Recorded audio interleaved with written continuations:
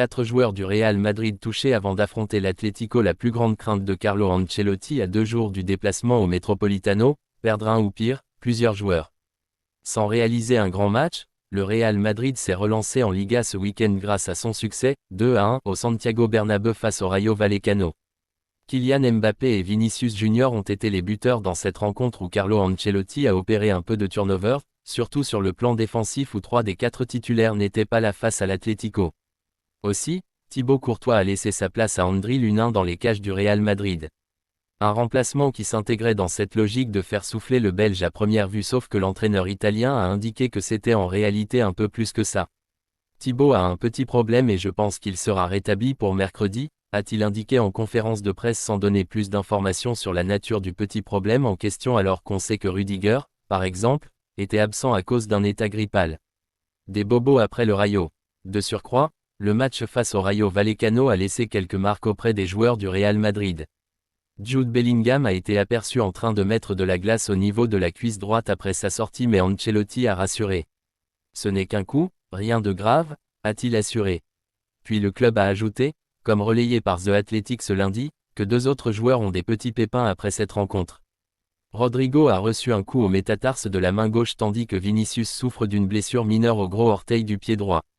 Rien qui devrait mettre en péril leur participation pour le derby mercredi a priori, même si la question est plus incertaine pour Thibaut Courtois. Pour rappel, Militao, Carvajal, Valiero et Ceballos sont déjà forfaits pour cette rencontre décisive de la saison.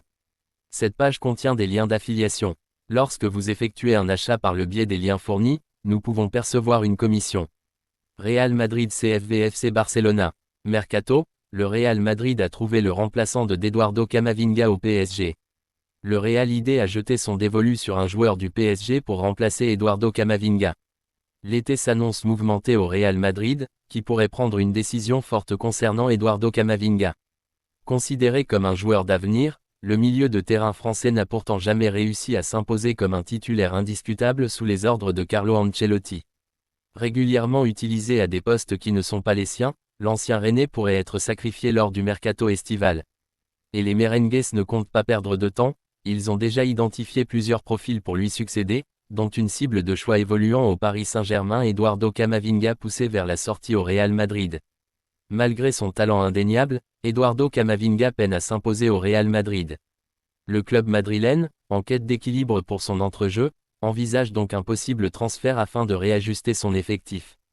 La presse ibérique évoque une volonté de renouvellement du milieu de terrain, avec des priorités bien définies. Parmi les options étudiées par la Casablanca, 3 noms ressortent: Adam Wharton, Crystal Palace, Enzo Fernandez, Chelsea, et un certain Joao Neves, talent prometteur du PSG. Ce dernier attire particulièrement l'attention du Real Madrid, qui semble prêt à formuler une offre pour s'attacher ses services dès cet été. Le Real veut shipper Joao Neves au PSG. Sous les ordres de Luis Enrique, Joao Neves réalise une saison impressionnante avec le Paris Saint-Germain. Recruté pour 60 millions d'euros en provenance de Benfica, le jeune milieu portugais s'est rapidement imposé comme un élément clé du projet parisien. Sa vision du jeu et sa capacité à réguler le tempo au milieu de terrain en font une cible idéale pour le Real Madrid, qui voit en lui le parfait successeur de Camavinga. D'après les informations de Fichares, le club espagnol serait prêt à proposer 20 millions d'euros en plus d'Eduardo Camavinga pour convaincre le PSG de céder Joao Neves. Une offre qui pourrait faire réfléchir les dirigeants parisiens, bien que leur priorité reste de conserver leur jeune pépite, un dossier brûlant pour l'été prochain. Si ce chassé-croisé entre Camavinga et Joao Neves venait à se concrétiser, il marquerait un tournant stratégique pour les deux clubs. D'un côté, le Real Madrid se renforcerait avec un joueur au potentiel immense, tandis que le PSG pourrait récupérer un élément déjà expérimenté et habitué au très haut niveau. Mais en attendant l'ouverture du marché des transferts, Joao Neves et Eduardo Camavinga restent concentrés sur leurs objectifs respectifs. Avec la Ligue des Champions en ligne de mire, les deux joueurs ont encore une saison à boucler avant de connaître leur futur. Pichichi, Mbappé trouve le chemin des filets et met Lewandowski sous pression. Pichichi, Mbappé trouve le chemin des filets et met Lewandowski sous pression. Grâce à son but inscrit cette semaine en Liga, Kylian Mbappé réduit l'écart et met la pression sur Robert Lewandowski dans la course au titre de meilleur buteur.